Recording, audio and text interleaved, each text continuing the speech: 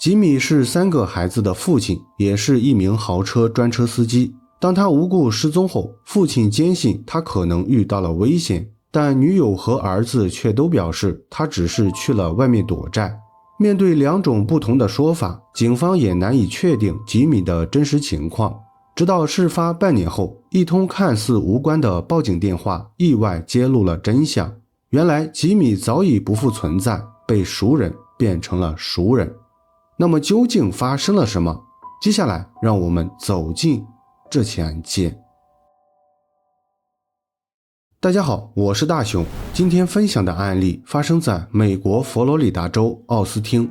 该地区位于佛罗里达州中东部，毗邻圣约翰河，隶属于沃卢西亚县，是一个人口和面积尚未统计的非建制社区。主人公吉米出生于1967年8月3日，他来自宾夕法尼亚州，早年曾有过不太光彩的犯罪历史。由于自身和社会环境的影响，吉米在刑满释放后很难找到正式工作，多数情况下需要依靠女朋友康迪维持生计。正因如此，吉米对康迪充满感激。虽然他们从未领证结婚，但已经同居17年，并育有3个孩子。2人的关系早已超越情侣，成为事实上的夫妻。最初，吉米与康迪住在北卡罗来纳州，家庭经济主要依赖康迪的工资。但后来，由于康迪的健康状况出现问题，导致他丧失了劳动能力，赚钱养家的责任就落在了吉米身上。为了应对家庭变故，吉米和康迪在2007年搬到了佛罗里达州。一方面，康迪的父母住在佛州，他们可以帮忙照顾2人的孩子。另一方面，佛州的福利政策比较完善，康迪也可以申请到更多的社会福利保障。事实证明，这次搬家确实改善了他们的家庭状况。除了康迪申请到了每月1000多美元的补充保障收入，吉米也找到了一份待遇不错的兼职司机工作。然而，凡事总有双面性，随着经济状况得到改善，吉米的消费观念发生了很大变化。尤其是司机这份工作经常出入高端场所，这让吉米产生了错觉，误以为自己也成为了有钱人。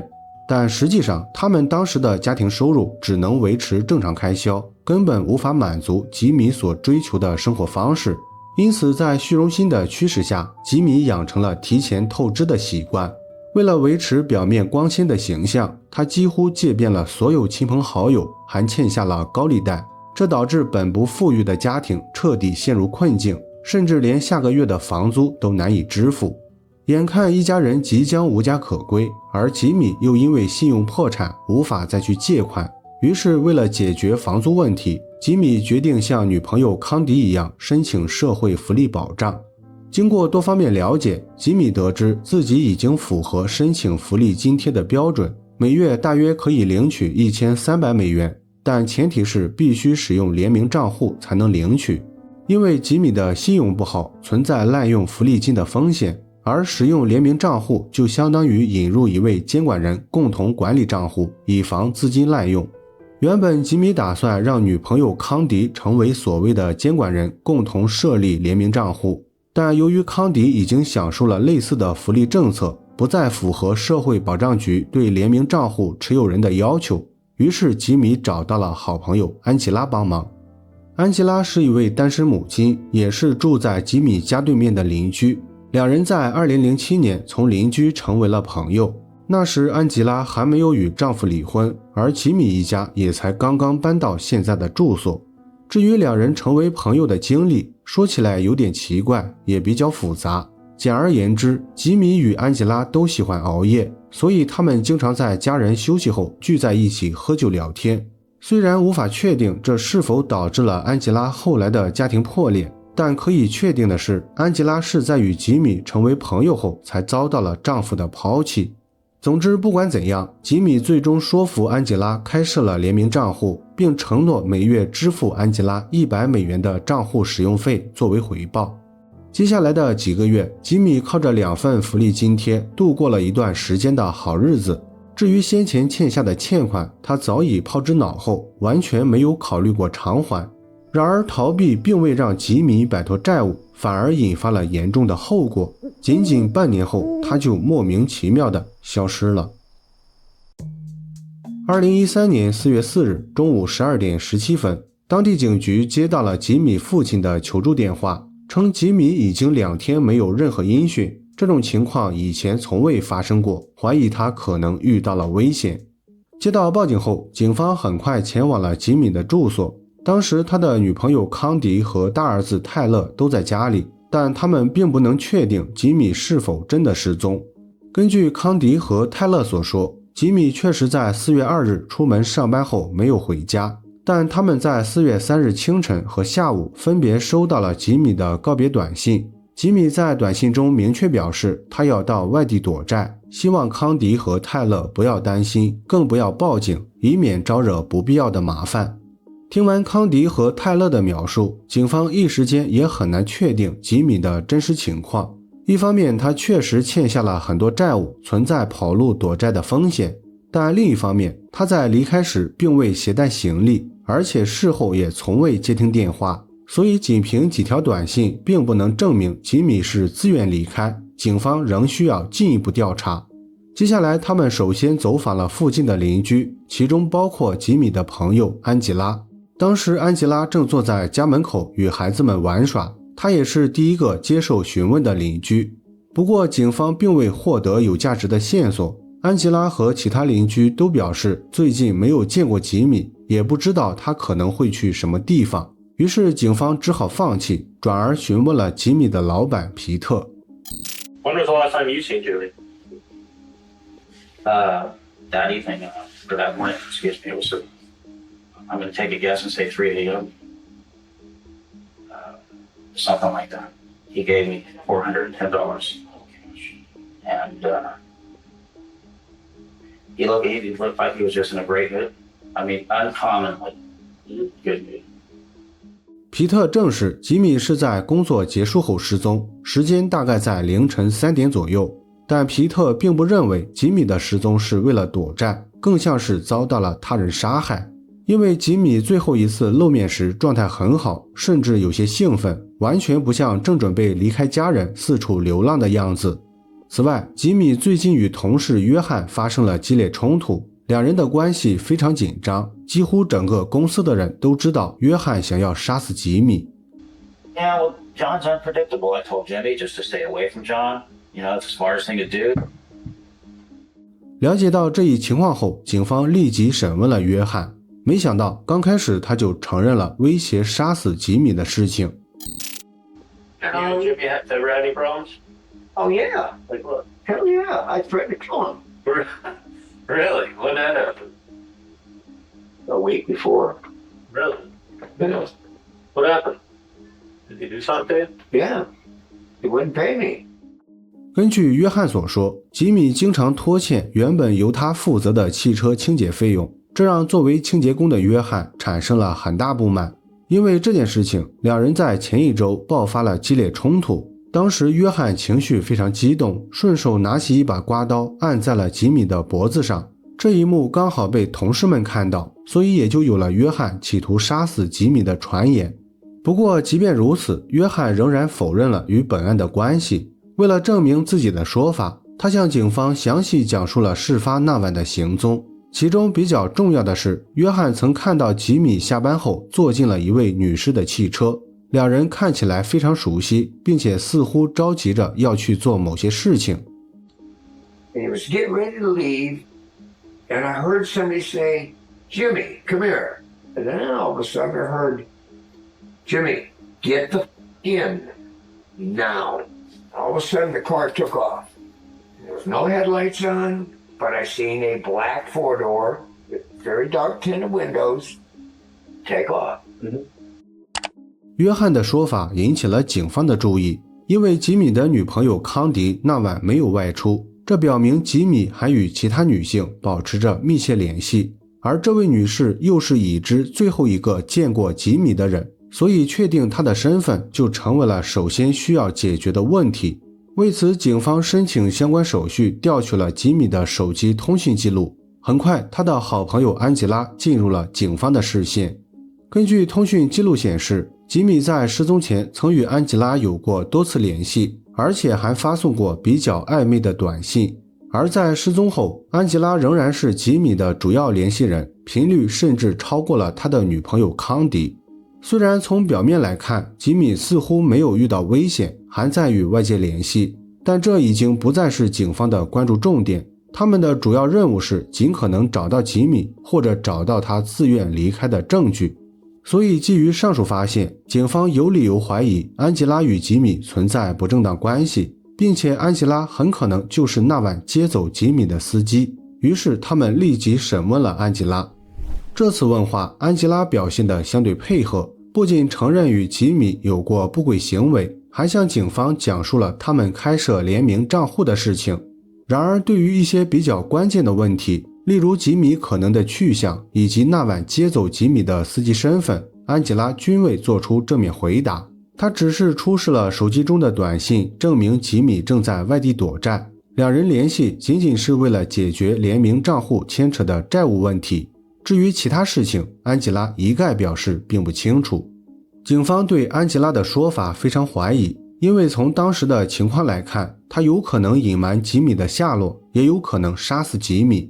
一方面，两人的关系非常密切，既是朋友，也有过亲密行为，所以安吉拉可能会为了帮助吉米躲债，故意隐瞒他的下落。另一方面，安吉拉与吉米之间还有经济来往，也就是他们开设了联名账户，吉米需要通过这个账户才能领取每月1300美元的福利津贴，而安吉拉也能获得每月100美元的账户使用费。所以安吉拉也有可能为了独吞福利津贴杀死吉米，制造他失踪的假象。鉴于上述情况，警方决定对安吉拉展开调查。首先，他们前往了安吉拉的住所，想要检查是否存在犯罪迹象，或者能否找到吉米。然而刚一进门，警方就被眼前的一幕震惊了。只见房间内到处都是垃圾，甚至还有排泄物，散发出的恶臭堪比太阳暴晒过的鲱鱼罐头。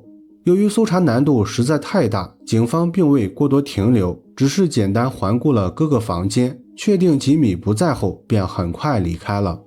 接下来的一段时间，警方又尝试了各种办法寻找吉米的下落或者安吉拉的犯罪证据，其中最主要的手段就是频繁审问安吉拉，这在无形中推动了案件的进展。案发3个月后，本案终于迎来转机，警方意外收获了关键线索。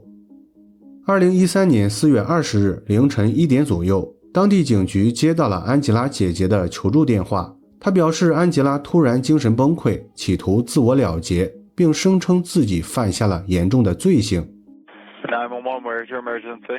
She has pills and she's threatening to take them, and she's admitted to a crime. 稍微交代一下安吉拉情绪失控的背景，不然大家可能会感到奇怪，为什么她突然向家人承认了罪行，又为什么会产生自我了结的想法？首先，安吉拉肯定是受到了警方的调查压力，但更主要的是她的精神状况不好，患有甲状腺功能衰退症，也就是俗称的甲减。这种疾病会影响大脑功能，导致失眠、焦虑甚至抑郁。所以安吉拉突然承认罪行，主要是这2方面的原因。实际上警方也早有预料，只是没有想到他的作案方式竟然如此残忍。 Jimmy was like my only, friend. Right. And But he started taking advantage of you. he took more than advantage of me. We sat down with him and opened up the account. Gotcha. And he insisted it have overdraft, it's called, check cash advance. Oh. So what month or when did he start overdrafting on your account? As soon as possible. So October 2012, he overdrafted that month. No, because it had to be so old. It had to be like, I don't know. I'm not sure if it even needed a full month. Wow. But But since October of 12, whenever he was eligible to overdraft, he's been overdrafting every month to include, every month that you've been on a payee for the Social Security check, he's been overdrafting. 根据安吉拉所说，吉米为人十分奸诈，且脸皮很厚，善于利用道德制高点裹挟他人为自己服务。6年前的2007年，吉米带着目的接近了安吉拉，首先通过请客喝酒与安吉拉成为好朋友，然后就开始不停剥削安吉拉。例如，吉米会假装汽车出现故障，让安吉拉担任他的免费司机。等到安吉拉感到厌倦时，吉米就会以修车作为借口向安吉拉借款。但一旦拿到借款，吉米就会假称这笔钱用在了购买生活必需品或者支付房租上，还会要求再借。如果安吉拉仍然同意，吉米又会再找其他借口，而如果安吉拉拒绝，吉米就会让安吉拉继续担任他的免费司机。长此以往，安吉拉肯定会生气，也就不愿再与吉米来往。这时吉米就会采取请客喝酒的方式缓和两人的关系。然而一旦关系缓和，不出几天，吉米就会以请客喝酒花掉了家庭开支作为借口，再向安吉拉借款，主打一个花别人的钱办自己的事，绝不让自己吃亏。